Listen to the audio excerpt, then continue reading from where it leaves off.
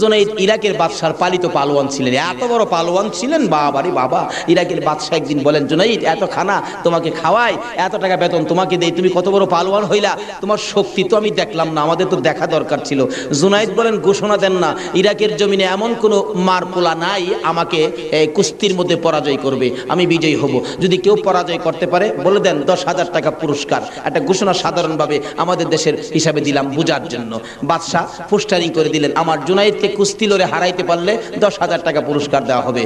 আর ওদিক দিয়ে এই পোস্টার দেখলেন নবীজির আওলাদ, নবীজির বংশের একটা লোক 3 দিন পর্যন্ত বাচ্চাদের মুখে খানা দিতে পারে না, গরিবী অবস্থা, হাঁটতেছে, রোজগারের তালাশে ঘুরতেছে, কোনো রোজগারের বাও হলো না, বাচ্চারা না খাইয়া 3 দিন পার হয়ে গেল।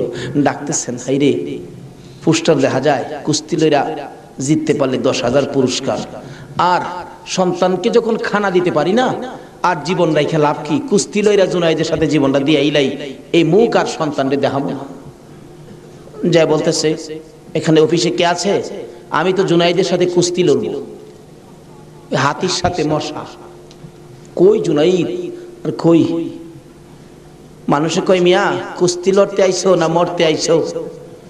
জুনাইদরে দেখছো? কয় না দেখি নাই। দেখে আসো। বাবারে বাবা, কি বেটা, এই নাকি জুনাইদ?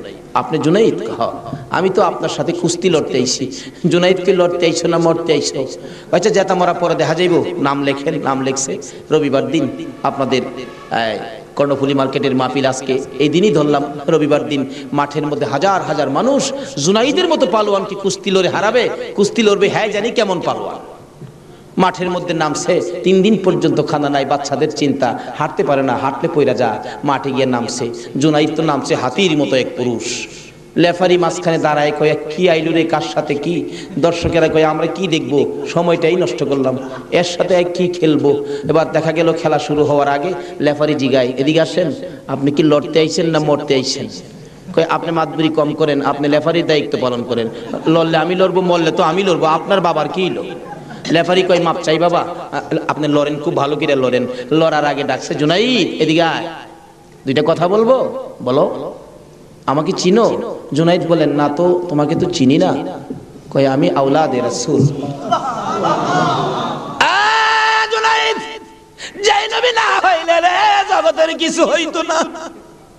আমি সেই নবীর বংশের লোক, আমি সেই আওলাদে রাসূল। জুনাইদ রে 3টা দিন পার হয়ে যায়, সন্তানের মুখে খানা দিতে পারি না, অসহ্য হইয়া জীবন দিতে আসছি রে জুনাইদ। তুই পারবি নি আজকে আওলাদে রাসূলের মুখে হাসি ফুটাইতে, আজকের এই ময়দানে রাসূলের বংশের কাছে পরাজয় বরণ করতে? জুনাইদ বলেন, ওই লোকটাই আমার সাথে কথা বলে সামনে দাঁড়াইয়া, আমি শুনি পিছন দিয়ে আমার নবী মদিনার থেকে ডাকে, জুনাইদ রে পারবি নি রে আমি আওলাদে রাসূলের মুখে হাসি ফুটাইতে? এবার জুনাইদ 2টা চোখের পানি জর্জর করে ছেড়ে দিলেন। লেফারি সাহেব, বাঁশি বাজাও, জীবনের খেলা হবে। বাঁশি বাজাইলেন, খেলা শুরু হলো। আওলাদে রাসূল জুনাইদের গায়ে আঙ্গুলটা লাগাইলে জুনাইদ চিত হয়ে জমিনে পড়ে গেছে। লোকেরা বলেন মানি না, আবার লাগাও। আবার লাগাইলে, আঙ্গুল লাগাইলে জমিনে পড়ে গেছে। লোকেরা বলেন মানি না, আবার লাগাও, বুঝে আসে না। আমার নবী বলেন, জুনাইদ রে এই খেলা কিন্তু ফাইনাল খেলা। আমার নবীর ডাকে জুনাইদ কানটা পেতে শুনে জবাব দেন, ইয়া রাসূলুল্লাহ, জীবন দিবই, আপনার ভালোবাসা ছাড়বো না। আরে নবীর প্রেমের পাগল যারা প্রেম খেলা খেলে, হাইরে নবীর প্রেমের পাগল যারা প্রেম খেলা খেলে, নবীর প্রেমে ওয়াজ করনি দন্ত দেয় ফেলে, নবীর প্রেমে ওয়াজ করনি দন্ত দেয় ফেলে, নবীর প্রেমের পাগল যারা প্রেম খেলা খেলে, হাইরে নবীর প্রেমের পাগল। হানজালা পাগল ছিল, নবীর প্রেমে জীবন দিল। হানজালা পাগল ছিল, নবীর প্রেমে জীবন দিল। গোসল করাইলো তারে ফেরেশতার দলে, গোসল করাইলো তারে ফেরেশতার দলে, নবীর প্রেমের পাগল যারা প্রেম খেলা খেলে, আইরে নবীর পাগল ছিল আবু বকর, প্রেম দরিয়াই দিল সাঁতার। পাগল ছিল আবু আর প্রেম দরিয়াই দিলেন সাঁতার, হাসর মিজান পারি দিবে সেই প্রেমের বলে, হাসর মিজান পারি দিবে সেই প্রেমের বলে। নবীর প্রেমের পাগল যারা প্রেম খেলা খেলে, হাইরে নবীর প্রেমের বলতেছিলাম আওলাদে রাসূলের প্রেম আর ভালোবাসায় জুনাইদ খেলার মাঠে জীবন দিয়ে দিলেন, হাইরা গেলেন। জীবনের সকল মান সম্মান বিলীন করে দিয়ে আওলাদে রাসূলের মান বাড়াইয়া দিলেন। লোকেরা বলেন, জুনাইদ গো, এ বাদশার দরবারে আর যাইও না, মজার খানা আর পাইবা না, মোটা অঙ্কের বেতন তোমাকে আর দেওয়া হবে না, এ বাদশার কাছে আর যাইতে পারবা না। জুনাইদ মাথাটা নিচে দিয়ে দুইটা চোখের পানি ছেড়ে ছেড়ে ডাকে, রে মাঠের ময়দানের লোকেরা, আমি এই বাদশার দরবারে আর যাইতে চাই না, আমি দুজাহানের বাদশার দরবারে রওনা হয়েছি। জুনাইদ দুইটা চোখের পানি ছেড়ে ছেড়ে বাড়ির ভিতরে ঢুকলেন। লোকেরা জিগায়, জুনাইদ গো, এইভাবে কেন কান্দো বুঝতে পারতেছি না। লোকদের সাথে জবাব দেয়, সঙ্গীরা রে, আমার রাসূল আমারে ডাক দিছে রে, আমি রাসূলের ডাকে কিছু কাজ করেছি, আমার মনে বড় আশায় আমার কাজে রাসূল খুশি হয়েছে কি। জুনাইদ বলেন, এশারের নামাজ পড়ে আমি যখন বিছানায় শুইলাম, একটু পরে দেখি রাসূল আমার ঘরে হাজির, আমার মাথায় হাত বুলাইয়া ডাকে, জুনাইদ রে, নিজের সব বিলীন করে দিলে, আমি নবীর ভালোবাসায়, আমার আওলাদের ভালোবাসায় এত সব শেষ করে দিলে রে জুনাইদ, আমি সইতে পারি না। আয় রে জুনাইদ, আজকের থেকে তুই খালি জুনাইদ না, তোর মাথায় পাগড়ি পরাইয়া দিলাম, আজ থেকে নবীর ভালোবাসার বিনিময়ে তুই আউলিয়াদের মাথার তাজ হয়ে গেছো।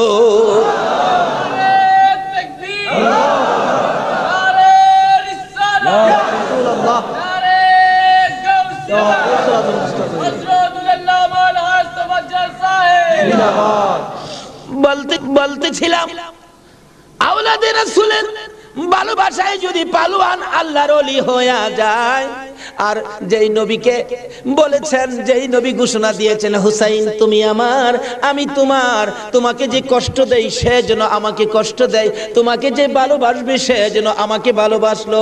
বলুন আজকে যারা হুসাইনের ভালোবাসায় বসে আছেন গো, বলুন আমার নবী ভালোবাসা দিবে কিনা? আমার নবী যাকে ভালোবাসে আল্লাহ তাকে ভালোবাসবে কিনা বলুন তো? কষ্ট হইতেছে ভাই, কারবালায় যাচ্ছি, আর আধা ঘন্টা সময় দেবেন? মাশাআল্লাহ, আল্লাহ কবুল করো সকলে। লম্বা ঘটনা, কারবালার ওয়াজ 1 বছর করে শেষ করা যাবে না, আমি সংক্ষেপ করে মেন কথাগুলো আপনাদের সামনে তুলে ধরতেছি। এবার আমার নবী বলেন, ফাতেমা রে, ফাতেমা, আমার 2 নাতিকে নিয়ে তুমি ঘরের ভিতরে যাও, আমার কেন জানি কলিজায় আগুন জ্বলছে, আমি হাসান হুসাইনকে দেখলে আমার সহ্য। হাসান হুসাইনকে নিয়ে যখন চলে যায়, আমার নবী কাঁদে। জিবরাইল পাশে দাঁড়াইয়া বলেন, হুজুর গো কেন কাঁদেন? ও জিবরাইল, আমার 2 নাতি উম্মতের জন্য কুরবানি, হুসাইনের ঘটনায় আমার মন মানে না রে। হুসাইন কারবালার জমিন, এই জমিনটা কই রে জিবরাইল? হে জমিনটা জানি কেমন রে, আমার হুসাইন কোন জায়গাটায় জানি গড়াগড়ি করে কাঁদবে। সঙ্গে সঙ্গে জিবরাইল 1 মুষ্টি মাটি নিয়ে দিলেন, হুজুর দেখেন তো, এই মাটিটা নাকে লাগাইয়া দেখেন কিসের গন্ধ করে। রাসূল নাকে লাগাইয়া চোখের পানি ছেড়ে দিলেন, জিবরাইল রে, এই মাটির মধ্যে দিয়ে আমার হুসাইনের রক্তের গন্ধ করে। হুজুর, এই মাটি হইল কারবালার মাটি। লম্বা ঘটনা, মাটিগুলো নিয়ে ভাবতেছেন কি করব। জিবরাইল বলেন, হুজুর কারবালা পর্যন্ত যার হায়াত থাকবে তার কাছে মাটিগুলো রেখে দেন, একটা কাচের বয়ামের মধ্যে যেন রেখে দেয়, যেদিন দেখবে মাটি লাল হয়ে গেছে গো, এদিন মনে করব হুসাইন কারবালায় শহীদ হয়ে গেছে। কারবালা পর্যন্ত যার হায়াত থাকবে তার কাছে দেন। আমার নবী কার হায়াত থাকবে জানে কিনা কোন? আমার নবী উম্মে সালমাকে লক্ষ্য করে ডাক দিলেন, উম্মে সালমা রে, আয় আমার পাশে আয়। উম্মে সালমা কাছে আসলে নবীজি 2টা চোখের পানি ছেড়ে দিলেন, হুজুর হুজুর ডাইকে আনলেন, কথা বলবেন, কান্দেন কেন? উম্মে সালমা রে কান্দি রে, কলিজা মানে না, এই মাটিগুলো তোর হাতে দিলাম, রেখে দিও, যেদিন দেখবে এই বোতলের মাটি লাল হয়েছে, এদিন তুমি বুঝে নিবা আমার হুসাইন উম্মতের নাজাতের জন্য কারবালায় শহীদ হয়েছে। উম্মে সালমা বলেন, আমি এই মাটি টুকুন বোতলের মধ্যে রেখে দিলাম, ওদিকে দিয়ে দয়ার নবী মায়ার নবী দুনিয়ার থেকে বিদায়, চার খলিফা বিদায়, ফাতেমা বিদায়, এইভাবে আস্তে আস্তে আমিরে মাবিয়ার হাতে মদিনার শাসক ক্ষমতা। আমিরে মাবিয়া রাষ্ট্রের প্রধান, বুড়া হয়ে গেছে তো এজিদ। রাসূল বলছিলেন, মাবিয়ারে তুই বিয়ে করিস না, কিন্তু মাবিয়ার এমন এক রোগ হইল, লোকেরা পরামর্শ দিল কবিরাজরা বিয়ে করলে ভালো হয়ে যাবে, কিন্তু রাসূল নিষেধ দিছিলেন বিয়ে করিস না। কিন্তু রাসূল তো জানতেন, কি বলেন, জানতেন কিনা, বিয়ে করিস না, কিন্তু বিয়ে করলেন। জন্ম হলো এজিদ। একটু বুড়া হয়েছে বাবা, এজিদ চক্রান্ত করতেছেন, বাবার ক্ষমতাটা আমার নেওয়া দরকার। কিন্তু এজিদ নবীর কথা মতো, নবীর প্রেম, নবীর ভালোবাসা এজিদের কাছে কখনো ছিল না। লোকেরা বলেন না, এইরকম একটা লোকের কথা আমরা মানতে পারি না, হাসাইনই তো আছে, আমরা হাসাইনকে মানবো। নবীজি ভবিষ্যৎবাণী করে দিয়ে গেছিলেন, আমি দুনিয়া থেকে বিদায়ের 30 বছর পর হাসাইন ক্ষমতায় আসবে, হাসাইনকে মানুষ ভালোবাসবে, কিন্তু এজিদ হাসাইনকে থাকতে দিবে না। যাই হোক, লম্বা ঘটনা। এজিদ কয় হাসাইনকে কিভাবে শেষ করা যায়, দুইজনই পথের কাটা, একজন হাসাইন একজন হুসাইন, দুইজনকে শেষ করতে পারলেই তো আমার সুবিধাজনক পরিবেশ হয়ে যাবে। কি করব, কি করা যায়? এক কুটনি বুড়িকে এনে বললেন, তুমি কি পারবা হাসাইনকে শেষ করে দিতা? কুটনি বুড়ি কয়, এটা ব্যাপারই না। এমন কিসিমের মহিলা আছে না দেশ, খালি বেজাল লাগাই সংসারে। হাসাইন রাদিয়াল্লাহু তাআলা আনহু বিবি ছিলেন 4 জন, সকলের ছোট বিবির নাম ছিলেন জায়েদা। জায়েদার হাতে শরবত খাইতেন সবসময়, তার হাতে শরবত খুব সুন্দর হতো আর কি, শরবত খাইতেন। হাসাইন ডাকতেছেন, জায়েদা শরবত দাও, শরবত দিলেন জায়েদা। দেখলো কুটনি বুড়ি জায়েদারে দিয়ে এই কামটা পাইতে। হাসাইন শরবত খায়া চলে গেলেন, বলেন জায়েদা, হাসাইন কি তোমার হাতে সবসময় শরবত খায়? কহ, প্রত্যেক দিন আমার খুব ভালোবাসে, আমার হাতে শরবতটা খায়, আর কেউর হাতে খায় না, আমার হাতে শরবত নাকি খুবই ভালো। হ্যাঁ। কুটনি বুড়ি কয়, তোমার তো শরবত খায় কিন্তু তোমাকে ভালোবাসে না। কি বলো? আমি জানি ভালোবাসে, কই তুমি জানলে কি হবে, আমরা দূরের থেকে যা দেখি তোমারে সবচেয়ে কম ভালোবাসে। একটা কাম করো, মেয়েরা কিন্তু খুব সরল মানুষ, সহজে বুঝ পাই না, একটা কাজ করো, কি আমি বিষ দিয়া যাবো, বিষ খাওয়াইয়া হাসাইনকে মাইরা দাও, এজিদ হবে এদেশের প্রেসিডেন্ট বাদশাহ, আর তুমি হবে রানী। সহজে বুঝ মানলেন, সরল মানুষ তো। বিষ দিলেন, শরবতের সাথে দিয়ে খাওয়াইলে হাসাইন পিপাসিত ক্লান্ত, জায়েদা শরবত দাও, শরবতের সাথে বিষ দিলেন, খাইলেন। খাওয়ার পরে বলতেছে, জায়েদা আজকে শরবতটা যেন কেমন কেমন লাগে, কি যেন গন্ধ করতেছে। জায়েদা বলেন, না তো কিচ্ছুই না, কিন্তু দেখা গেল কিছুক্ষণ পর হাত পাও গুলি অবশ্যই আসতেছে, সমস্ত চেহারা লীল হয়ে গেছে, খালি জিহ্বাটা নড়তেছে, দুইটা চোখের পানি ছেড়ে দিছে। জায়েদা বুঝিছি, আজকে বুঝি নানার উম্মতের নাজাতের জন্য মায়ের দোয়া বুঝি আজকে কবুল হয়ে যাবে। জায়েদারে, না না তোরে কিছু বলবো না, আমার ভাই হুসাইন কই? হুসাইনকে ডেকে ডেকে আমার পাশে আনো। হুসাইন খবর পাইয়া দৌড়াই আইসা দেখে বড় ভাইয়ের সমস্ত চেহারা সবুজ হয়ে গেছে। একটা চিৎকার মারছে, মা মা গো, তোমার দোয়া বুঝি আজকে কবুল হয়ে যায়। দৌড়ে যাইয়া হাসাইনের গলায় ধরছে, ভাই রে ভাই, কে তোমার এই অবস্থা করেছে? আমি হুসাইন তার প্রতিশোধ নিব। হাসাইন টাইনা টাইনা গলায় ধরে দুই গালে চুমাইতেছে, ছোট ভাই তো, ভাইরে প্রতিশোধ নিস না, নানার উম্মতের জন্য মায়ের দোয়া কবুল হয়ে গেছে। হাসাইন একটা কথা তোরে বলে যায়, কিছুদিন পর তোর উপরও বিপদ আসবে রে, আমার মায়ের দোয়া তোর বেলায় তো কবুল হয়েছে। হাসাইন যেদিন বিপদে আসবে রে, কেউ তো তোর পাশে আসবে না রে হুসাইন। এদিন আমি তো ভাই কাছে থাকতাম, আমিও তো দুনিয়ায় থাকতেছি না। হুসাইন রে, বেশি বিপদে পড়ে যখন কলিজার মধ্যে অশান্তি লাগবে, দুনিয়ার কাউরে ডাকিস না, নানা নানা কইয়া ডাকিস, কলিজায় শান্তি পাবে। হাসাইন দুনিয়ার থেকে বিদায়, জি চক্রান্ত করে হুসাইনকে কিভাবে মারা যায়, হাসাইনকে মদিনায় ফালাইয়া, হুসাইনকে তো মদিনায় মারা যাবে না, চক্রান্ত করে ইবনে জিয়াদকে ডাক দিলেন। কুফা নগরীর গভর্নর, তুমি একটা কাজ করো, আমি ডাকলে তো আসবে না, কুফা নগরীর মানুষ দিয়া তুমি ডাইকা নিয়ে আসো হুসাইনকে কুফায়। কুফায় আনার পর হুসাইনকে আমরা শেষ করে দিব, আর আমাদের পথের কাটা থাকবে না। ইবনে জিয়াদ বলেন কথা তো রাইট, চিঠি পাঠাও। চিঠি পাঠাইতে পাঠাইতে 40,000 চিঠি মদিনায় পাঠাইছে। হুসাইন চিঠি দেখে মুরব্বীদের কি বলতেছেন, চিঠি আসছে কুফায় যাইতে, যাবো কিনা বলেন। মুরব্বীরা চিঠি দেখে বলেন, হুসাইন রে, কুফার চিঠির রং ভালো দেখা যায়, কুফার তরবারির ব্যবহার ভালো হবে না। হুসাইন, আমরা অন্তত পক্ষে তোমাকে যেতে দিব না, হাসাইনের ব্যথাই তো আমরা বলতে পারি না, তোমাকে যেতে দিব না। 40,000 চিঠি, বলুন কয় হাজার চিঠি? মুরব্বীরা বলে এত চিঠি আছে, দাঁড়াও দেখি একটু পরামর্শ করে। একটা মিটিং করলেন, হুসাইনের পক্ষ থেকে কুফায় তোমরা কে যাইবা? আমাদের নিজেদের লোক যায়, হুসাইন পক্ষ থেকে একটা লোক কুফায় যায়, নিজেদের লোকের কোনো খবর যদি পায় তাহলে আমরা হুসাইনকে যেতে দিব, ও তাদের কথায় হুসাইনকে দেব না, আমরা নিজেরা পরিবেশ বুঝবো। কে যাইবা? একজন লোক দাঁড়াইলেন, ইতিহাস বলেন, যার নাম হলো মুসলিম বিন আকিল। মুসলিম বিন আকিল দাঁড়ায় বললেন, আমি যাব হুসাইনের পক্ষ থেকে।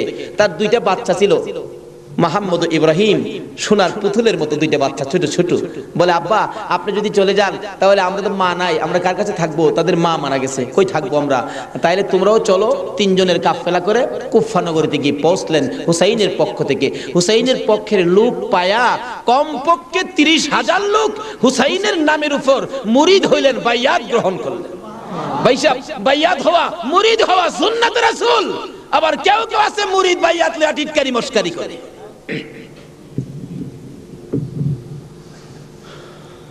বুঝে না ভাই সব, পীরের কাছে মুরিদ হবেন, কত মজার খেলা যে খেলে, আল্লাহর ওলির আল্লাহর সাথে কত খেলা যে খেলে। আল্লাহ কয় এইটা নো ফতোয়া লাগাইস না, মাসলা লাগাইস না, এটা আমার খাট বান্দা, খাট জাগাত কোনো দলিল লাগে না। জোরে জোরে খান সুবহান।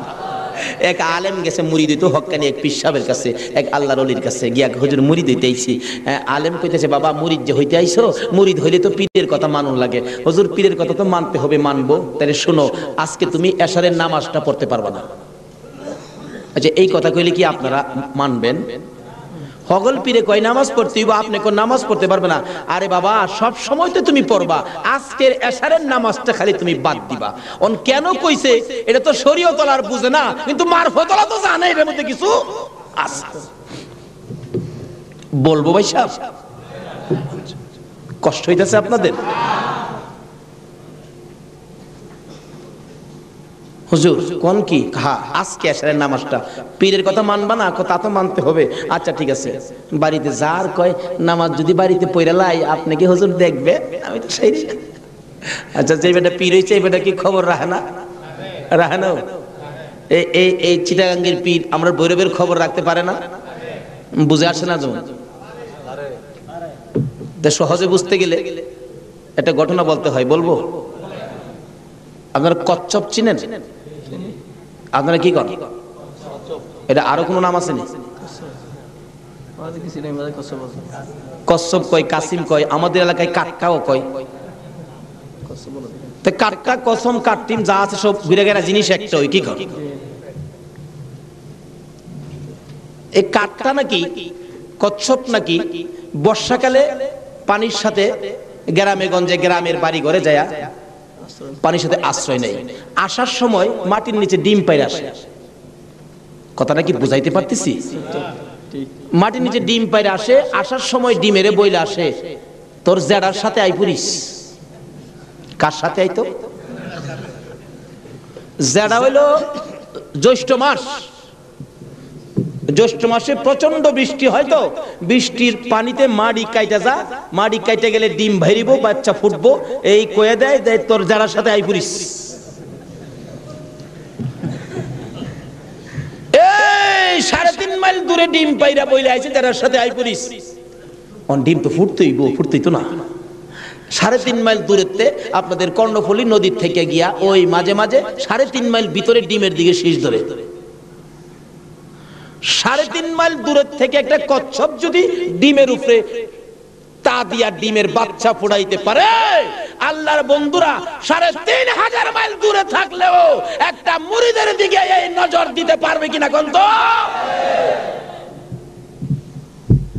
৩.৫ মাইল দূরেতে ডিমের দিকে তা দেয় শীত ধরে, এই তাই ডিম ফুইটা জ্যৈষ্ঠ মাসও জাড়ার লগে পানির সাথে বাইসাই। এই ক্ষমতা আল্লাহর ওলিদের আছে কিনা বলুন তো? এটা কে দিছে? আর জোরে কোন? সে আল্লাহর ওলি বলছেন, বাবা আজকে এশারের নামাজটা পড়িস না, যা যা। যার কয় হুজুর পড়তাম না তো কইলেন আপনার সাথে, বাড়িতে গিয়ে পয়রা লাইলে কি আর আপনি দেখবেন? আল্লাহর ওলি দেখবে কি না? বাড়িতে গিয়ে কয় হুজুর কইছে নামাজটা ছাইরা দিতাম, হুজুরের কথা তো মানতে হবে, একবারে সব না ছাইরা খালি ফরজটা পয়রা লাই, একবারে কেমনে বাদ দিলাই, সারা জীবন নামাজ পড়লাম, আজকে নামাজটা কেমনে বাদ দিলাই, শুধু ফরজটা পয়রা ঘুমাই রইছে। রাত্রে নবীজি আইসা ডাকতেছে, কি রে আজকে এই আমার সুন্নত ছাইরা দিলি? পীরের কথা হই না কি করলাম, আফসোস।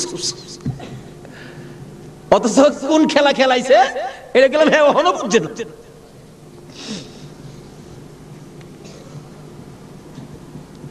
সকালবেলা ফজরের নামাজ পড়া মনের দুঃখ খুলে যাইতেছে পিসাবের কাছে, পিসাব দূরে থেকে কয় কি ফেজ বুঝি লাগছে, তাহলে বুঝা গেল খবর পিসাবের কাছে।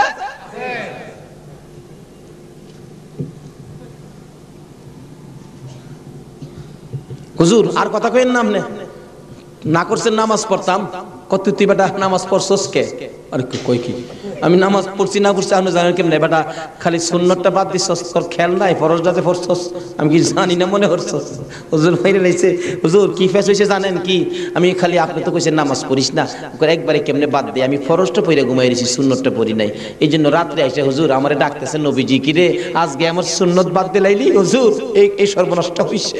নবীজি এসে ডাকতেছে, আল্লাহর ওলি কই বেটা এইটার লেগিতে কইছিলাম আজকে যদি ফরজটা সহ ছাইরা দিতে, আজকের নামাজটা খালি ছাইরা দিতে, সুন্নতটা বাদ দিও না, নবীজি আইসা তোরে ডাকতেছে, যদি ফরজটাও বাদ দিতে আমার কথায় আমার আল্লাহ আয়া তোরে ডাকবে।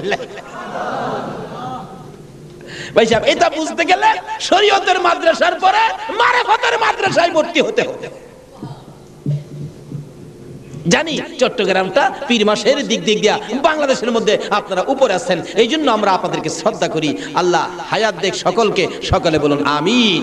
যাই হোক ওইদিকে আমার আলোচনা না, আমার আলোচনা হলো কারবালা। যাই হোক কারবালার দিকে পৌঁছে গেছি, আধা ঘন্টা সময় দিতে রাজি আছেন না আপনারা? আসুন হাইরে কারবালা যাচ্ছি, এবার কারবালা। এবার চিঠি পাইলেন কয় হাজার? মুসলিম বিন আকিল চলে গেলেন, ৩০,০০০ লোক মুরিদ হলেন, বাইয়াত গ্রহণ করলেন। খালি কয় মুসলিম বিন আকিল হুসাইনকে কুফায় আনেন না, আমরা হুসাইনকে দেখতাম। তো কুফা নগরী বড় মসজিদে বসে মুসলিম বিন আকিল চিঠি লিখলেন, হুসাইন আর কোনো ভয় নাই, এখানে পরিবেশ আপনার জন্য পাগল, আসলেও পাগল, কিন্তু খারাপ তো খালি এজিদের বংশ। চিঠি পাওয়া মাত্র আপনি চলে আসেন। চিঠি গিয়ে পৌঁছে মুহররমের ১ তারিখ। হুসাইন ৬ মাসের শিশু আলী আসগর সহ মেয়ে পুরুষ মিলে ৭২ জনের কাফেলা নিয়ে রওনা হলেন কুফার দিকে, যেহেতু চিঠি পাইছে মুসলিম বিন আকিলের হাতে। ওদিক দিয়ে যেই চিঠি পাঠাইছে শুনছে ইবনে জিয়াদ এজিদের পক্ষের লোক আইসা সবাইকে সরিয়ে দিয়ে, লম্বা ঘটনা, মুসলিম বিন আকিলকে মসজিদের বারিন্দার মধ্যে ফালাইয়া গলায় ছুরি চালাইয়া জব করে দিলেন। মুসলিম বিন আকিলের ২টা ছোট্ট বাচ্চা ছিলেন, মোহাম্মদ ও ইব্রাহিম। ২টা বাচ্চা ১২ বছর ১৩ বছর সোনার পুতুল। খবর পাইলেন বাবাকে জব করে দিয়েছে, দৌড়াইয়া পালাই রে জঙ্গলায় যায় লুকায়।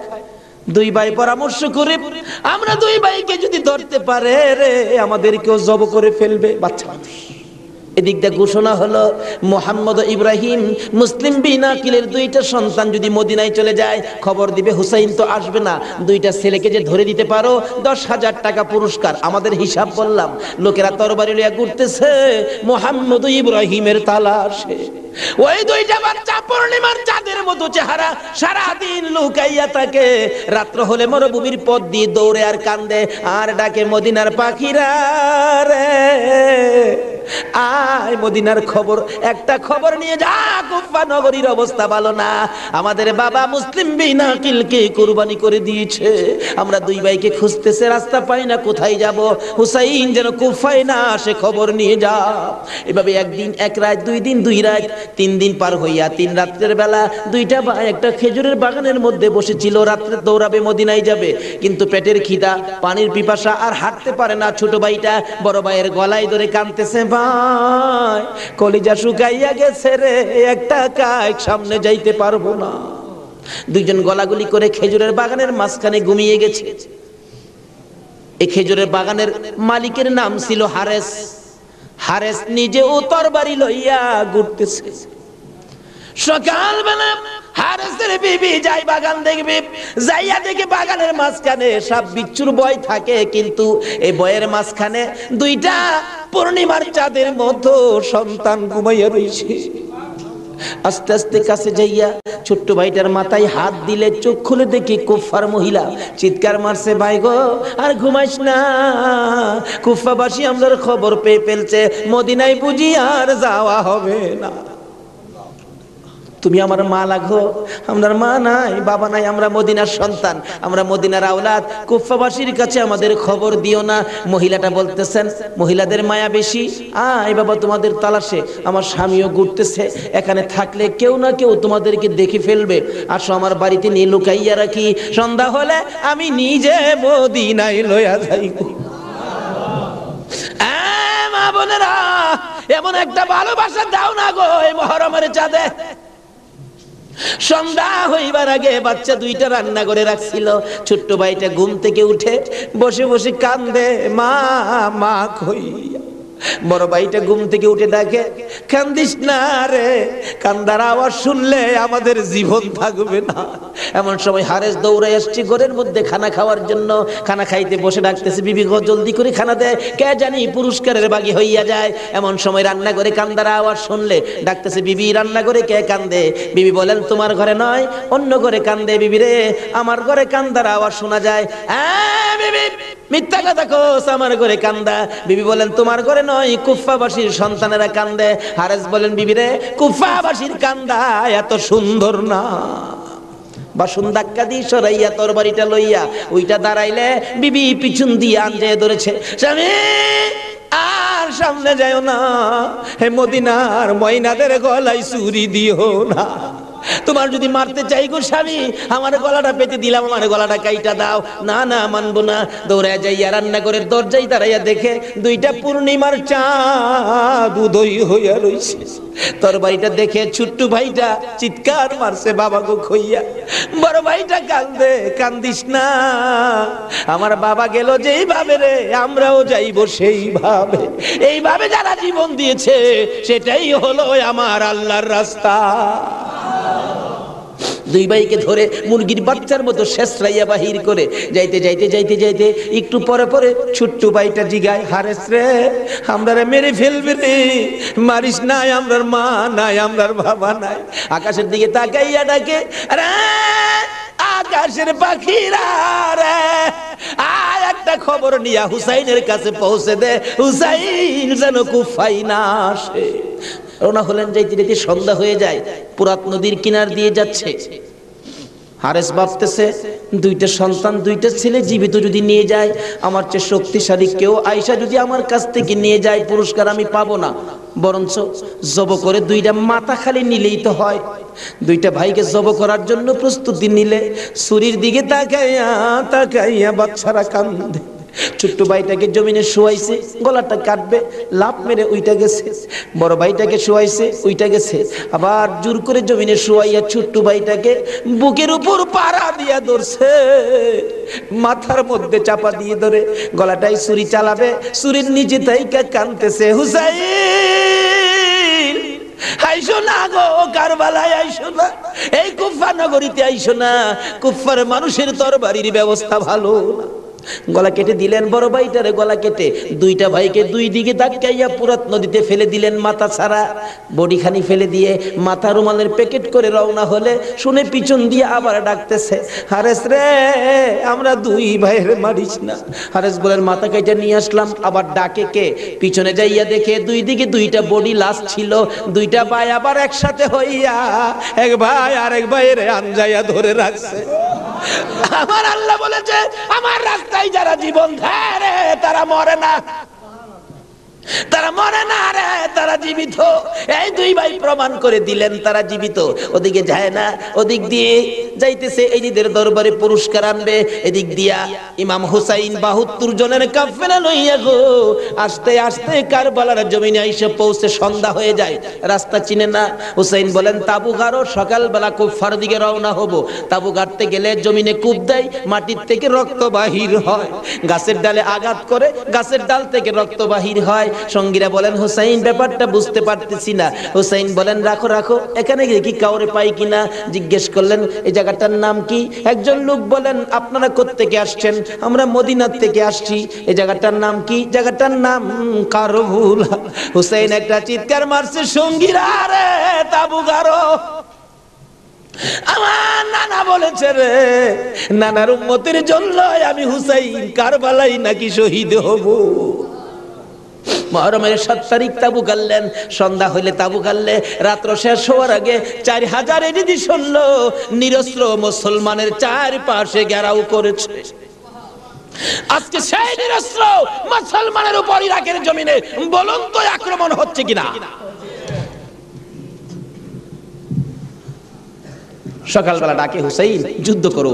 হুসাইন বলেন আমি তো যুদ্ধ করতে আসি নাই, বেড়াইতে আসছি। যেতে দেখো চিঠি পাই আসছি বেড়াইতে, কোনো কথা মানবো না, যুদ্ধ করো। একদিন 2 দিন 3 দিন পার হইয়া মুহররমের 9 তারিখ দিবাগত 10 তারিখের রাত্রে শেষ চিন্তাধারা। হুসাইন তাবুর বাতিরা জ্বালায় বলতেছেন তোমরা কথা শোনো। কি এখানে অবস্থা ভালো দেখা যায় না, যুদ্ধ করার তো কিছু নাই, তোমরা আমার একটা কথা শোনো। কি? বাতিটা নিবাই দিলেন। নিবাই দিয়া বলতেছেন যে যেদিক দিয়া পারো কারবালা ছাইরা তোমার নিজেদের জান বাঁচাও, কিন্তু হুসাইন কারবালায় শহীদ নানার উম্মতের নাজাতের জন্য। সারা রাত কান্নাকাটি। পারবা? 9 তারিখ দিবাগত রাত্রে টিভির বার্তাটা বন্ধ রাখতে, রেডিওর চাবিটা বন্ধ রাখতে। হুসাইন কারবালায় সমস্ত লোকদেরকে 72 জনের কাফেলা নিয়ে কান্দে, আর আমরা সেই তারিখে টিভি চালাই। কিসের মহব্বত আর কিসের মায়া আর কিসের নামাজ তুমি পড়েছো?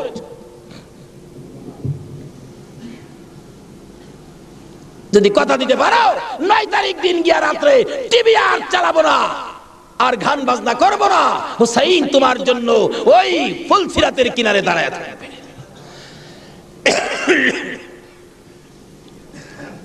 সকাল হয়ে যায়, ফজর আজান দিলে নামাজ পড়ে। নামাজ পড়লেন, এত বিপদ তারপরও হুসাইন নামাজ ছাড়ে না পড়ে। তাহলে বোঝা গেল এই নামাজ ছাড়া গেলে হুসাইনকে পাবো না। নামাজ পড়ে কোরআন শরীফ পড়তে বসছেন, এমন সময় শাহরবানু এই 6 মাসের বাচ্চাটা নিয়ে ডাকতেছেন, স্বামী স্বামী গো 3 দিন পর্যন্ত খানা পিনা কিচ্ছু নাই তাবুতে, এই মরুভূমির গরমের তাপে বাচ্চাটার কলিজা পর্যন্ত শুকায় গেছে, দেখো জিহ্বাটা নাড়াইতে পারতেছে না, 6 মাস কথা বলতে পারে না, তো একটু পানি যদি খাওয়াইতে পারো মনে হয় বাচ্চাটা বেঁচে যাবে, না হয়তো বাচ্চাটা মরে যাবে। হুসাইন কো দাও দাও দাও, কোলে নিয়ে কাঁদতেছে আর ডাকতেছে, এই যদি সৈন্যরা রে এরকম বাচ্চা তো তোদেরও আছে, দুষ করলে আমরা করছি, এই তো কোনো দুষ করে নাই, একটু পানি বাচ্চাটারে দে, আমার নানা না হইলে কিচ্ছুই হইতো না, এই পানি হইতো না, আজকে আমার নানার আওলাদ মারা যাবে পানির জন্য, একটু পানি দে, অনুরোধ তোদের কাছে একটু পানি বাচ্চাটারে দে, আমাদেরকে দরকার নাই, বাচ্চাটারে দে। এভাবে ডাকতেছে আর যাইতেছে, দূর থেকে একটা এরিদি সৈন্য হুসাইনের দিকে লক্ষ্য করে তীর মারলেন, তীর আইসা হুসাইনের গায়ে তো লাগলো না, হুসাইনের কুলে 6 মাসের শিশুর কলিজাটার মাঝখান দিয়ে তীর ঢুকে গেছে। আলী আসগর বাবার মুখের দিকে তাকাইয়া জিহ্বাটা বাহির করে দিছে, দুইটা চোখ উল্টাইয়া চোখের পানি ছেড়ে ছেড়ে বুঝাইতেছে, বাবা গো মায়ের কাছে বলে দিও আর জীবনে পানি চাইতাম না। হুসাইন বলেন টান দিয়ে তীরটা যখন খুলে ফেললাম, তীরের আগার মধ্যে আমার বাবার কলিজা সিরা এসব মৃত শিশু কুলে লইয়া তাবুর পাশে যাইয়া লম্বা ঘটনা ডাকতেছে, ও সাহার বানু কোথায়? কেন? এই যে নাও তোমার ছেলেরে পানি খাওয়াইছি। বেরিয়া দেখে মা দুকিনি, বাবার জিহ্বা বাহির হইয়া রইছে, চোখ দুইটা উল্টা লইছে, বুকের মধ্যে রক্ত দেখা যায়, চিৎকার মারছে, মাবুদ আমার বাবা কোন পানি খাইছে গো? এই জমিনে যে নবীর জন্য সব বানাইছো সেই নবীর উম্মত পানি পায় না, তীর খায়া মরে আর কলিজা মানে না। এইভাবে কাঁদতেছিলেন। মুহররমের 10 তারিখ সকালবেলা আলী আকবর 18 বছরের পালোয়ান দৌড়াই আসছেন। মা কেন কান্দো? দেখাইলেন, দেখো তোমার 6 মাসের ছোট্ট ভাইয়ের অবস্থা। আলী আকবর দেখে আর সহ্য করতে পারে না, রক্ত হাতে নিয়ে বলতেছেন, মাবুদ গো, এ রক্ত ছুঁয়ে কসম খাইলাম এদিদি সৈন্যরে ছাড়বো না। যুদ্ধ শুরু হয়ে যায় মুহররমের 10 তারিখ। আলী আকবর যুদ্ধ করতে করতে পিপাসিত ক্লান্ত হইয়া তাবুতে ফিরে এসে ডাকতেছেন, মা মা এক গ্লাস পানি যদি খাওয়াইতে পারো, কথা দিলাম সমস্ত কারবালার সৈন্য এই দিদি সৈন্য ওদেরকে আমি খতম করে ফেলবো। মা চোখের পানি ছেড়ে ছেড়ে বলেন, আলী আকবর রে, পানি যদি থাকতো তোর ভাই কি তীর খায়া মরতো? নাই রে বাবা, পানি নাই, পানি নাই। মায়ের পায়ে সালাম করলেন আর চোখের পানি ছেড়ে দিলেন। মা মা গো, বিদায় দাও গো, দেখা হবে হাসরের ময়দানে। যাইতে যাইতে যাইতে যাইতে একটু যাই আবার ফিরে ফিরে চাই, মা বিদায় দাও, দেখা হবে হাসরের ময়দানে। মা দুইটা হাত বাড়ায়া ডাকে, আর ফিরে ফিরে চাইস না রে বাবা, আর ফিরে চাইস না, সহ্য হয় না। যুদ্ধ করতে করতে আলী আকবর শহীদ। এইভাবে পুরুষ যারা ছিল সব শহীদ, শুধুমাত্র বাকি জয়নাল আবদিন বিমারি আর ইমাম হুসাইন। হুসাইন তরবারিটা নিয়ে পোশাক পরে তৈয়ার হলেন। জয়নাল আবদিন দাঁড়াইতে পরে না, পড়ে যায়। তারপরেও ডাকে, হুসাইন গো তুমি যাইও না, আমি জয়নাল যাব। বিমারি উঠতে পারে না, তবু হুসাইনের পক্ষে যাইতে চায়। আর আমরা শক্তিশালী হইয়াও হুসাইনের পক্ষে যাইতে চাই না। এবার বলতেছেন, জয়নাল রে তুমি যাইও না, তুমি যদি যুদ্ধের ময়দানে শহীদ হয়ে যাও নবীর বংশের বাতি টুকুন কে জ্বালাবে? হুসাইন যুদ্ধে চলে যায়। লম্বা ঘটনা সংক্ষেপ করে দিলাম। মুহররমের 10 তারিখ যুদ্ধ করতে করতে তীরের আঘাত, বল্লমের আঘাত লাগে আর রক্ত জর্জর করে পড়ে, রক্তে জামা ভিজে যায়, গোড়ার পিঠ পর্যন্ত লাল হয়ে যায়। আরে রক্তে লালে লাল হইল কারবালার ময়দান, বলুন রক্তে লালে লাল হইল। শহীদ হলো ইমাম হুসেন নবীর জানের জান, শহীদ হলো ইমাম হুসেন নবীর জানের জান। রক্তে লালে লাল হইল কারবালার ময়দান, হায়রে রক্তে লালে লাল হই। এজিদ সেনা সীমার এসে হুসাইনের বুকে বসে, এজিদ সেনা সীমার এসে হুসাইনের বুকে বসে, ছুরি দিয়ে কাটে গলা বাঁচে না আর প্রাণ, ছুরি দিয়ে কাটে গলা বাঁচে না আর প্রাণ। রক্তে লালে লাল হইল কারবালার ময়দান, হায়রে রক্তে লালে লাল হইল। দুধের শিশু আলিয়াস ঘরে পানি চাইলো মায়ের দ্বারে, দুধের শিশু আলিয়াস ঘরে পানি চাইলো মায়ের দ্বারে, পানি পানি বলে সে যে দিয়ে গেল প্রাণ, পানি পানি বলে সে যে দিয়ে গেল প্রাণ। রক্তে লালে লাল হইল কারবালার ময়দান, হায়রে রক্তে লালে লাল হইল। শহীদ হলো ইমাম হুসেন নবীর জানের জান, শহীদ হলো ইমাম হুসেন নবীর জানের জান। রক্তে লালে লাল হইল কারবালার ময়দান, হায়রে রক্তে লালে লাল হইল। বন্দেছিলাম হুসেন, সমস্ত শরীর থেকে রক্ত ঝরে ঝরে দুর্বল হয়ে যায়, পানির পিপাসিত ক্লান্ত হইয়া গোড়ার থেকে নেমে যায়। পুরাত নদীর পুনার কিনারে যাইয়া একটু পানি হাতে নেয় খাওয়ার জন্য, হাতে নেয় পানি, হয়ে যায় রক্ত। হুসাইন কান্দে, মাবুদ গো আমার নানা না হইলে কিছু হইতো না, আমার নানা না হইলে জগতের কিছু হতো না, পানিও হতো না। আজকে নানার বংশ, নানার আওলাদ পানি পায় না, আমি হুসাইন পানি খাবো না। এবার দৌড়া যাইয়া আবার চাইলেন গোড়ার উপরে উঠবো, যুদ্ধ করবে। হুসাইন গোড়ার উপরে উঠতে চায়, শরীর দুর্বল, গোড়ার উপরে উঠতে পারে না, বারবার চেষ্টা করে উঠতে পারে না। অবশেষে গুড়ার উপরে পিঠটার মধ্যে হাতটা দিয়ে মাথাটা ফালাইয়া কাঁদতেছে, বাবু আমার নানার উম্মতের জন্য মায়ের দোয়া বুঝি কবুল হয়ে গেছে। বহু চেষ্টা করলেন, ঘোড়ার পিঠের উপরে আর উঠতে পারে না। দৌড়া এসে সীমার ধাক্কা দিয়ে জমিনে ফালাইয়া বুকের উপর চড়ে বসছে। হুসাইন বলেন, সীমার রে, আমার নানা বলেছে রে কারবালায় শহীদ হব, আমার নানার উম্মতের মুক্তি পাবো। সীমার, আজকে জুমার দিন আমারে 2 রাকাত জুমার নামাজ পড়ার সুযোগ দে। ও নবীর উম্মতেরা, নবীর আশিকেরা, হুসাইনের আশিকেরা গো, এই 2 রাকাত নামাজ জুমার নামাজ ছাইরো না, আমার নবীর শাফায়াত নসিব হবে না। রক্তে লাল হইয়া যদি হুসাইন 2 রাকাত জুমার নামাজ পড়তে পারে গো, আজকাল থেকে কথা দিতে হবে, জীবনে কোনোদিন জুমার নামাজ ছাড়তে পারবা না। জুমার নামাজ আদায় করতে সময়টুকুন দিলে নামাজ শুরু করে দিলেন। রুকু সিজদার কাজ শেষ করে তাশাহুদে বসে সালাম ফিরানোর আগ পর্যন্ত কাছাকাছি বসে বসে এই যদি সৈন্যরা নামাজের ভিতরে প্রত্যক্ষদর্শীরা বলেন, এক একটা করে তীর মারে হুসাইনের গায়ে। ডান দিক দিয়ে যদি তীরটা মারতো, বাম দিক দিয়ে বেরিয়ে যাইতো, সামনে দিয়া মারলে পিছন দিয়া বেরিয়ে যায়, এই কিসিমের তীর গো। নামাজের ভিতরে 72টা তীর লাগাইছে। হুসাইন সালামটা ফিরাইয়া নানা গো কইয়া কালতে কালতে জমিনে গড়াগড়ি শুরু করে দিলে। নিষ্ঠুর পাষাণ এই দিদি শূন্যের সীমার গলা কাইটা মাথা আলাদা করে নিয়ে গেছে। হুসাইন শহীদ হয়ে যায়। ওদিকে দিয়ে ডাকতেছে। মুহররমের 10 তারিখ সন্ধ্যা যখন হয়ে গেল, উম্মে সালমা বলেন, আমি মাগরিবের পর থেকে শুনতেছি নবীর রওজার চারপাশে কে যেন হাউ মাউ করে কাঁদতেছে। মনে বড় অশান্তি, কিসের কান্দার আওয়াজ। দৌড়ায় যাইলাম, যাইয়া দেখি কোনো মানুষ দেখি না, কে যেন কান্দে। এসারের নামাজ পড়ে আমি উম্মে সালমা ঘুমের ঘরে ঘুমিয়ে গেলাম। এমন সময় দেখি আল্লাহর বন্ধু কাঁদতে কাঁদতে কোত্থেকে যেন আসতেছে। কাছাকাছি আসার পরে দেখি আবার রাসূলের গায়ে রক্ত মাখা মাটি দেখা যায়। উম্মে সালমা বলেন, হুজুর কেন কান্দেন রক্ত মাখা মাটি শরীরে লইয়া? আমার নবী বলেন, উম্মে সালমা রে, বোতলের মাটির দিকে তাকাইয়া দেখ, বোতলের মাটির অবস্থাগুলো দেখ। উম্মে সালমা বলেন, তাকাইয়া দেখি বোতলের মাটি লাল হয়ে গেছে। আবার রাসূল বলেন, উম্মে সালমা রে, আমার হুসাইন কারবালায় নাই রে, কারবালায় না। উম্মে সালমা বলেন, প্রশ্ন করলাম, ইয়া রাসূলুল্লাহ, হুসাইন তো কারবালায় শহীদ, আপনার রওজার পাশে কাঁদলো কে জানতে চাই। আমার নবী বলেন, আরে উম্মে সালমা, আমার হুসাইন যখন কারবালায় তীরের আঘাতে নানা কইয়া ডাক মারছে রে, আমি নবীর রওজার থেকে বাহির হইয়া দৌড় মারছি। ওই সময় রহমতের ফেরেশতারা আমার রওজার পাশে বসে বসে কাঁদছে। আমি কারবালায় যাইয়া দেখি আমার হুসাইন তীরের আঘাতে রে নানা নানা কইয়া গড়াগড়ি করে। আমি হুসাইনকে আনজায়া ধরছি। হুসাইন তীরের আঘাতে যতটা গইর দিছে রে, আমি রাসূল হুসাইনের সাথে ততটা গইর কারবালার জমিনে দিয়েছি।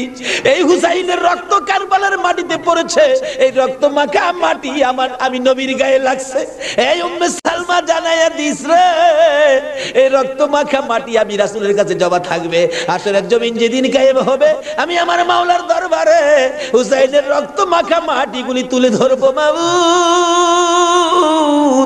আমার মেয়ে ফাতেমা সন্তান কুরবানি করেছে আমার উম্মতের নাজাতের জন্য। এই যে দেখো হুসাইনের কারবালার রক্ত মাখা মাটি তুলে ধরলাম। আর ফাতেমা হুসাইনের মাথাটুকু লইয়া দাঁড়াইয়া বলবে, আমি হুসাইনের মাথাটুকু তুলে ধরলাম। মাবুদ গো, এর বিনিময়ে আমার বাবার উম্মতের মাফ করে দাও।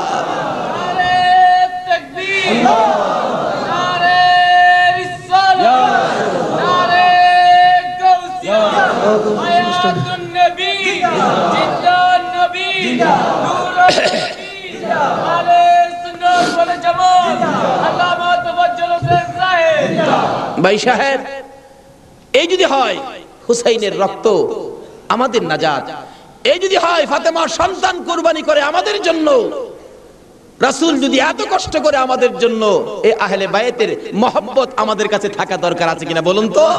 তাদের আলোচনা তাদের জীবনে আমাদের প্রত্যেকের অন্তরে রাখা দরকার আছে কিনা বলুন তো? আল্লাহ আমাদেরকে আজকের মাহফিলে সেই বুঝটুকুন দান করে দেখ, সকলে বলুন আমিন। আসুন আজকে দোয়া হবে। এই মাহফিলের আয়োজন যারা করেছেন, এই ব্যবসায়ী ভাইদের ব্যবসায়ী যেন আল্লাহ বরকত দেন। খাস করে শুনলাম যে তারা সংগঠন করে এই মাহফিলের জন্য 3 টাকা করে রোজ জমা করে এই কষ্ট করে হুসাইনের প্রেম ভালোবাসা, নবীর প্রেম ভালোবাসার পরিচয় দিয়েছেন। আজকে আল্লাহ আমাদেরকে কি দেয় এটা দেখবো আখিরি মোনাজাতের মধ্যে। প্রশ্ন করবেন হুজুর কি দেখবো? দেখবেন মোনাজাতের পর যদি দেখেন শরীরটা হালকা লাগে, মনটা শান্তি লাগে, তাহলে মনে করবেন এই মাহফিলের বরকতে জীবনের গুনাহ মাফ করে যা দাবি করছিলেন সব পুরা করে দিয়েছে। আসুন দোয়ার আগে ওই নবীর প্রেম ভালোবাসা মহব্বতের সহিত একটু দুরূদ ও সালাম মদিনা পাঠায় দে ইয়া নবী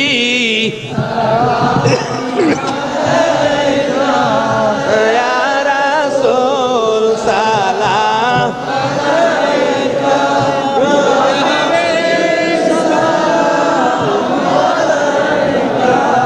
সালাওয়াতুল্লাহ দরদি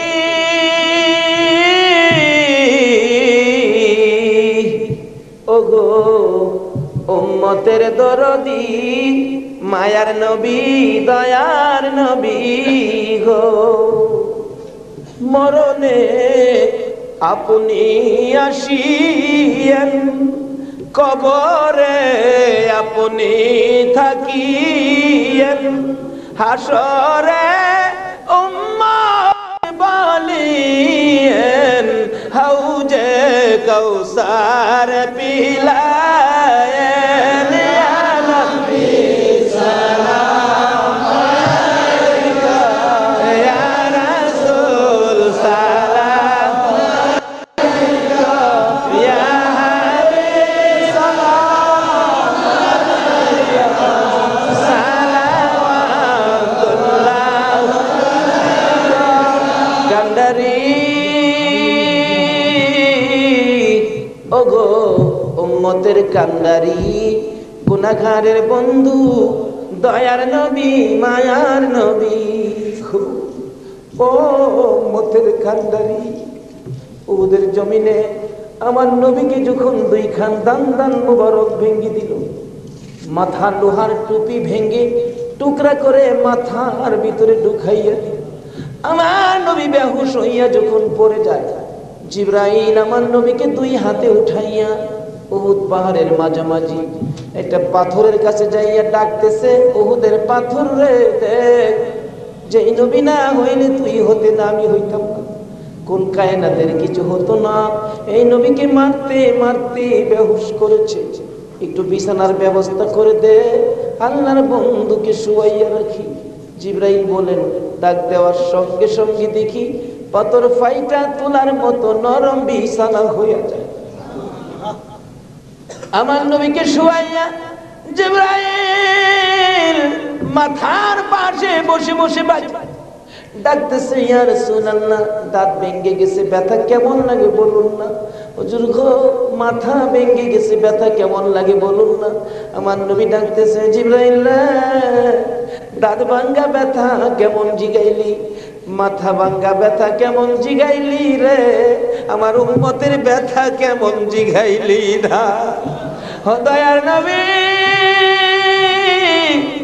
মায়ার নবী গো 63 বছর কাঁদছো তুমি উম্মতি উম্মতি বলিয়া, এখনো কান্দিতে আছো মদিনাতে শুইয়া। মদিনা রে ও সুন্দর মদিনা, মদিনার পাহাড় ও পাহাড় রে, তুই কত ভাগ্যবান পাহাড় হইয়া দেখছো আমার দয়াল নবীকে। মদিনার হরিণ ও সোনার হরিণ রে,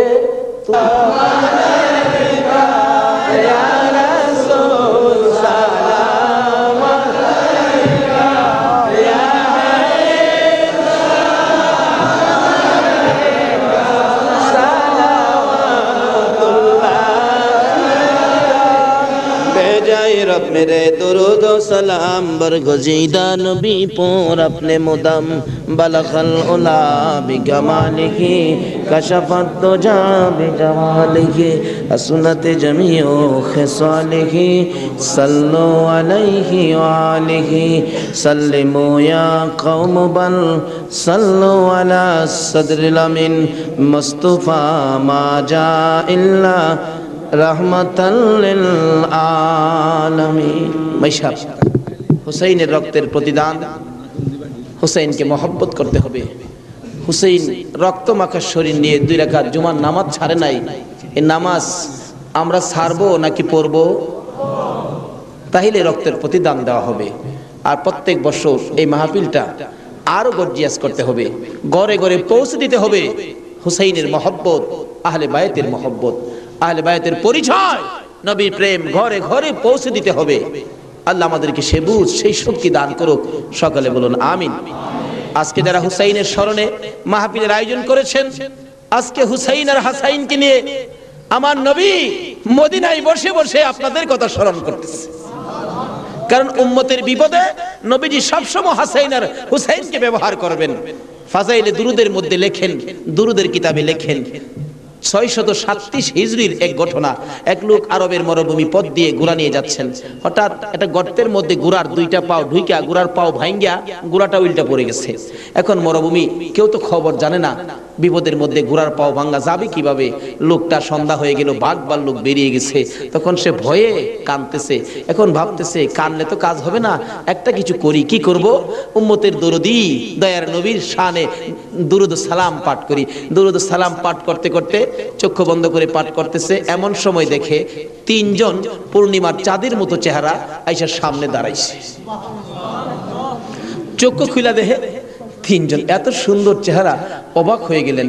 2 জন আয়েশা ঘোড়ার 2টা পাও চিকিৎসা করতেছেন, পাও 2টা হাতে ধরার সাথে সাথে ভালো হয়ে গেছে। 637 হিজরির ঘটনা। আর একজন দূরে দাঁড়িয়ে আছে। ঘোড়ার পাও চিকিৎসা শেষ করে ভালো হলো, ঘোড়াটা হাইটা বুঝাইতেছে, আর ভয় পাইস না, আমি ভালো হয়ে গেছি। তখন ওই লোকটা জিজ্ঞেস করতেছে, নামটা আমার খেয়াল নাই, আপনারা কে? আমার ঘোড়ার পাও ভালো করে দিলেন, আমার এই বিপদে আপনারা আসলেন। 2 জন বলতেছেন, আমরা রে চিনো না, আমরা তো হাসাইন আর হুসাইন। তাই নাকি? পাশে দাঁড়িয়েছে উনি উম্মতের কান্ডারি, গুনাহগারের বন্ধু, বিপদের সাথী মুহাম্মদুর রাসূলুল্লাহ সাল্লাল্লাহু আলাইহি ওয়াসাল্লাম। এই বিপদে আমার নবী 2 নাতিলে আসে উম্মতের বিপদে। আজকে এই হাসাইন আর হুসাইনের কথা আমাদের অন্তরে সব সময় থাকা দরকার আছে কিনা কোন তো? আজকে যারা যে ব্যবসায়ী ভাইরা, কাঁচা বাজারের ভাইরা ওই হাসাইন আর হুসাইনের স্মরণে মাহফিলের আয়োজন করেছেন, আমি বলবো হাসাইন আর হুসাইন আপনাদের বিপদে আপনাদের পাশে আইসা দাঁড়াবে ইনশাআল্লাহ। আল্লাহ আমাদেরকে সেই জায়গায় কবুল করুন। সকালে বলুন আমিন। আজকে পাশে আরো বিরাট বড় মার্কেট, কর্ণফুলী মার্কেট। সকল মার্কেটের ব্যবসায়ী ভাইদেরকে আল্লাহ যেন হেফাজতে রাখেন, ব্যবসায়ী বরকত দেন, নবীর আশেক হুসাইনের মহব্বতি বানান, আহলে বায়তের পরিচয় বুঝার জানার তৌফিক দান করেন। সেই জন্য দোয়া হবে। সকলে বলুন আমিন। আসুন এখন দোয়া হবে, সকলেই দোয়ায় শরীক হন। দোয়ার মধ্যে দিয়ে দেন, দোয়ার মধ্যে দিয়ে দেন। আল্লাহুম্মা আমিন। ربنا ظلمنا أنفسنا وإن لم تغفر لنا وترحمنا لنكونن من الخاسرين رب ارحمهما كما ربياني صغيرا رب العالمين। মুহররমের চাঁদ বিদায় হইয়া যায়, মাবুদ গো, যেই চাঁদে উম্মতের নাজাতের জন্য হুসাইন কারবালায় রক্ত দেয়,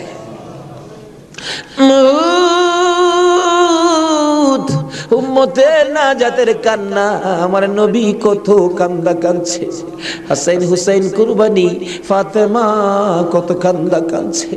বাবুদ গো, আজকে আহলে বায়াতের স্মরণে এই মাহফিলের আয়োজন, মাহফিলে বসে আমরা যারা হাত বাড়াইছি, মাবুদ রে, কার জীবনে কত গুনাহ তুমি হিসাব জিগাইও না। আজকের জন্য কে নামাজি কে বেনামাজি কাউরে কিছু কইও না গো আল্লাহ। আজকের মাহফিলে কে যুবক কে বুড়া কাউরে কিছু জিগাইও না, মেয়ে পুরুষ কাউরে কিছু কইও না। যারা এই মাহফিলের মায়া করে আহলে বায়াতের মহব্বত নিয়ে হাত বাড়াইছে, আমাকে সহ সবাইকে তুমি মাফ করে দাও গো আল্লাহ। মাবুদ, মাবুদ রে, জীবনে কত গুনাহ করেছি হিসাব যদি জিঘাও, আমরা মাফের আওতায় পড়ব না।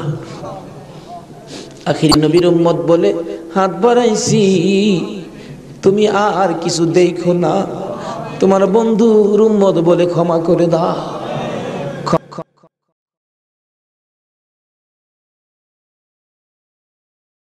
ক্ষমা যদি না করো, কবে জানি মৌতের চিঠি দিয়ে আজরাইল পাঠিয়ে দাও। কবে জানি বড় বড় বাড়ি, বড় ঘর, সুন্দর বিছানা থেকে চারজনে দৌড়ে দৌড়ে টাইনা টাইনা বাহির করবে। উঠানের কিনারে পর্দা টানাবে, জীবনের শেষ গোসল করাবে। বড়ি পাতার গরম পানি দিবে, নাকে কানে তুলা লাগাবে রে মাবু। উত্তর দিকে মাথা দিয়ে শুয়াইয়া গোসল করাবে। আদরের ছোট্ট ছেলেটা মার কাছে প্রশ্ন করবে, মা গো, আমাদের বাড়িতে এত মানুষের ভিড় কেন? মা বলবে, তোমার বাবার শেষ বিদায়ের অনুষ্ঠান করতে আসছে। আমার বাবার কি হলো? পর্দার ভিতরে কেন গোসল করে? দৌড়ে যাবে বাচ্চাটা, যাইয়া দেখবে নাকে কানে তুলা লাগাইছে, উত্তর দিকে মাথা দিছে, বড়ি পাতার গরম পানি ডালতেছে, চিৎ করে কাইত করে, বাবা তো কিছু কয় না। মায়ের কাছে যাবে, মা গো, বাবা কি গোসল করে, এই গোসল আর কোনোদিন বাবারে করতে দেখি নাই। বাবার নাকে কানে কেন গো তুলা লাগাইলো? মা টাইনা টাইনা বুকে জড়াবে, আয় আমার বুকে আয়, আজকে যে গোসল তোর বাবা করে রে, এই গোসলের পর বিদায় হবে, তোরা এতিম হইয়া যাবে। হ্যাঁ মাবুদ, এতিমের ঘটনা বলতে গেলে কলিজা মানে না গো আল্লাহ।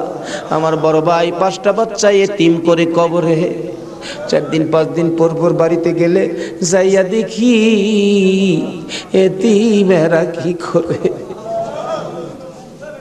মুরগির বাচ্চা ফেলাইয়া, মুরগি যদি মারা যায়, বাচ্চাগুলো সারাদিন মা মা কইয়া ঘুরে, অন্য মুরগির কাছে মা মনে করে গেলে মুরগি ঠুকুর মাইরা তারাইয়া দেয়। এইভাবে মনের দুঃখ লইয়া সারাদিন ঘুরে, সন্ধ্যার সময় ঘরে যাইয়া মুরগির মালিকের কাছে প্রশ্ন রাখে বাচ্চাগুলো টেও টেও করে, ও মালিক, আমরার মা কই? সারাদিন তো মায়ের মুখ দেখলাম না, আজকে আমরা কার গলায় ধরে ঘুমাই? আমার বাড়িতে এই ঘটনাই ঘটে। অন্য সন্তানের বাবারা মজা নিয়ে যখন বাড়িতে আসে, আমার বাতিজাগুলো দৌড়ায় যায়, তোমার আব্বা এসে মজা লইয়া, আবার খালি হাতে ফিরে আসে। আরেকজনের আব্বা আসলে দেখে খালি হাতে ফিরে আসে, বাড়িতে যাইয়া ডাকে, মা গো, আমরা আব্বু কই গেছে গো মা, আমরা আব্বু যে আসে না, আমরা কার গলায় ধরে ঘুমাইব? সবচেয়ে বড় করুণ দৃশ্য, রমজান মাসের শেষ ভাগে কার একটা বাচ্চা ছেলে জানি নতুন জামা পরে হাঁটতেছে। আমার ছোট্ট বাতি যেটা জিগাই, জামা কে কিনে দিছে? আমার আব্বু। ঈদের জামা? হ। তোমার আব্বু আছে? হ। তোমার আব্বুরে বইলো ঈদের জামা কিনা দিবে। আমার বাতি যেটা কান্দে, নাই রে নাই, আমার আব্বু নাই। লোকেরা কয় আমরা বলে এতিম। সন্ধ্যার সময় মার কাছে যাইয়া কাঁদতেছে, তার মা জিগাই কান্দে কেন? জবাব দেন, মা গো, লোকেরা আমরা এতিম কয়, আমরার যে বাবা না, ঈদের জামা কে কিনা দিব? ওই দিন বাড়িতে ছিলাম, রমজান মাস, 2টা বাতিজা দৌড়াইয়া যাইয়া আমার সামনে দাঁড়াইয়া দাঁড়াইয়া কান্দে, কাকা গো, আমরার বাবা নাই, আমরার ঈদের জামা কিনা দিবেন? মাথায় হাত দিয়ে আদর করে বিদায় করে দিলাম। জামা না লইয়া বাড়িতে আসবো না আজকে। নিজের ছেলেমেয়ের জামা না কিনে এতিমদের জামা কিনে তারা বিশ্বাস করে বাড়িতে রওনা হলাম। রাত্র প্রায় 10টা বাজে গেছে। যাইয়া দেখি এখনো ঘুমায় না, দরজা খোলা দেখা যায়। একটু পরে পরে দরজার কিনারে দাঁড়াইয়া ডাক মারে, কাকা আইসনি, আপনার নতুন জামা আনছুনি। জামাগুলো হাতে দেওয়ার পর সারা রাত জামাগুলো বুকে লইয়া ঘুমাইছে। ঈদের দিন সকালবেলা ছোট্ট ভাতিজাটা 5 বছর বয়স, খুঁজতেছি, গোসল করো, জামা পরো, ঈদগায় যাও। খুঁজতে খুঁজতে সবাইরে পাইলাম, 5 বছরের ভাতিজাটারে খুঁজা পায় না। তালাশ করতে করতে যাইয়া দেখি বাড়ির পিছনে মসজিদের পাশে বাঁশের জারের নিচে আমার বড় ভাইয়ের কবরের পাশে দাঁড়াইয়া কান্দে। হ্যাঁ মাবুদ, কবে জানি এইভাবে কার সন্তানেরা এতিম হইয়া যায়, কবে জানি কার বিছানা খালি হইয়া যায়, কবে জানি কার দোকান রে, কবে জানি কার ব্যবসা 3 দিনের জন্য বন্ধ হইয়া যায়। ওই দিন আসার আগে আজকের মাহফিলের উসিলায় আমাদের সকলের জীবনের গুনাহগুলো ক্ষমা করে দাও। ইয়া আল্লাহ, জীবনের গুনাহ ক্ষমার দরখাস্তর পর আর একটা দরখাস্ত করি, এত রাত পর্যন্ত যারা বসে আছে যাদেরকে নিয়ে হাত বাড়াইলাম, মাবুদ আমাদের মধ্যে আমি জানি না রে আল্লাহ কার মনে কি আগুন, কার জানি মানাই রে, কার জানি বাবা নাই রে আল্লাহ। আমার মতো মায়ের অভাবী, আমি তো মা হারা হয়ে গেছি। আমার মতো মায়ের অভাবী কে জানি হাত বাড়াইছে গো আল্লাহ। যদি মা না থাকে সন্তানেরা কি করে নিজে দেখেছি। রোজার 27 তারিখে একটা মাত্র ছেলে, 5 বছর বয়স, মা অসুস্থ, ডেলিভারি রোগী, হসপিটালে যাবে, ডাক্তার বলেছে হসপিটালে ভর্তি হইতে হবে। ছেলেটা কার কাছে রেখে যাবে? নানার কাছে রেখে দিল। নানার কাছে রাইখা 2 গালে চুমাইয়া মা হসপিটালে রওনা হয়েছে। ছেলেটা বলেন, মা কোন সময় তুমি আসবা? বাবা আমি রাত্রে আইসা পড়ব, তুমি তোমার নানার কাছে ঘুমাও। রাত্র 10টা বাজে, এখনো আসে না। নানা গো, আমার মা কোন সময় আসবে গো নানা? মা যদি না আসে আমি কার সাথে ঘুমাইব? নানা বলেন, কোনো খবর তো পাইতেছি না রে ভাই। 10টার সময় একটা যুবক আইসা ডাকতেছে, চাচা বাড়িতে আসেননি কেন? আপনার মেয়ের কোনো খবর পাইছেননি? কি খবর রে ভাই? ও বাবা কি খবর শোনাইবা? ওই যুবকটা চোখের পানি ছেড়ে ছেড়ে বলেন, আপনার মেয়ে হসপিটালে মারা গেছে। নানা একটা চিৎকার মারছে, আমারে নাতি কার গলায় ধরে ঘুমাইব?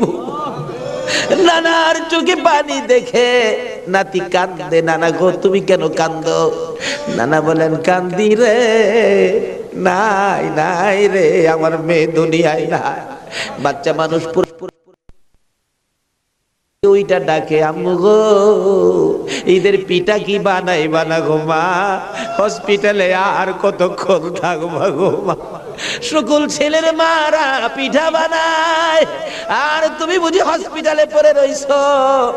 এইভাবে কাঁদতে কাঁদতে আবার যখন ঘুমিয়ে গেছে রে, ওই রাত্রে আইসার স্বপ্নে দেখা দেয় তার মা ডাকতেছে, আব্দুল্লাহ রে মামা কইয়া আর কান্দিস না, তোর মা দুনিয়ায় নাই, কবরে চলে গেছে।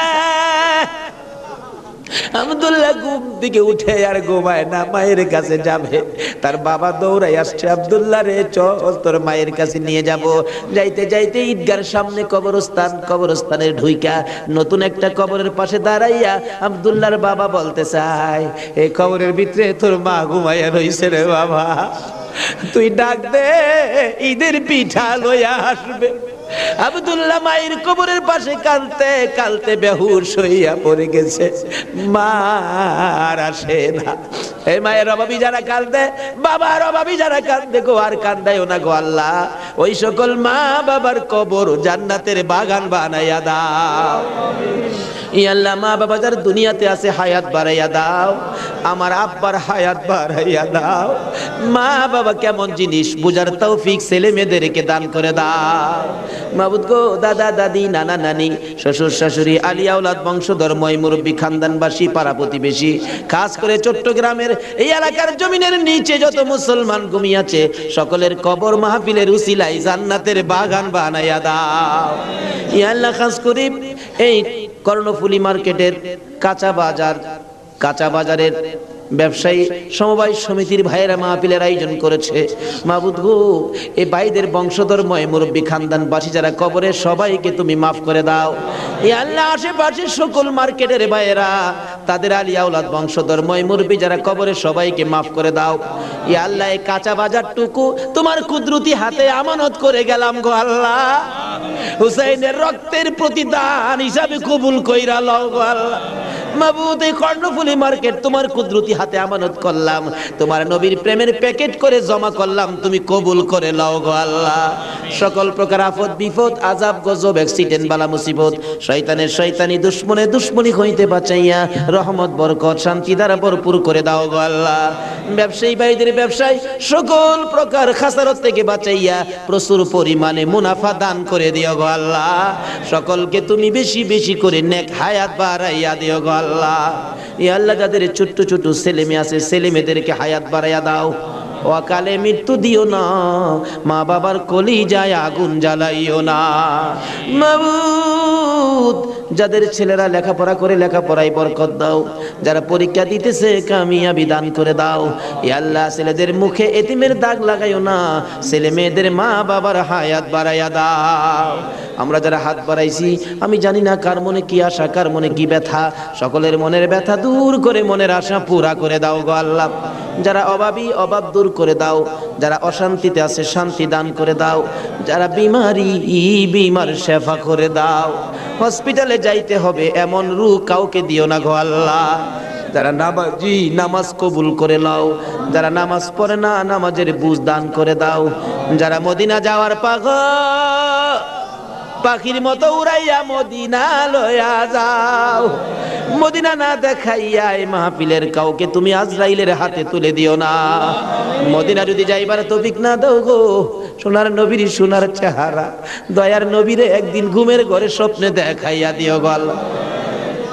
ইয়া আল্লাহ, খাস করে পৃথিবীর জমিনে যত ওলি গাউস কুতুব ঘুমিয়ে আছে, এই মাহফিলের বরকত সবার রুহে পৌঁছাইয়া দাও।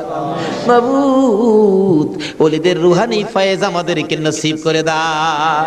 মাবুদ গো, আজকের মাহফিল হুসাইনের ভালোবাসার মাহফিল, সোনার মদিনায় পৌঁছাইয়া দাও।